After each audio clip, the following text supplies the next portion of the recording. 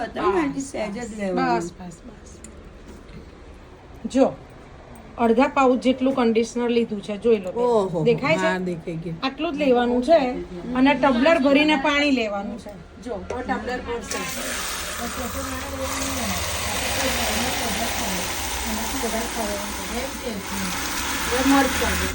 બરાબર, હાથથી મર્જ કરજો.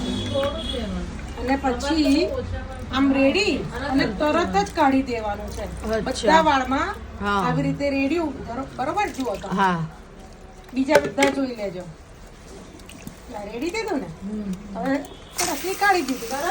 હા, આ મેઇન વસ્તુ છે જે લગભગ બધાને ખબર નથી.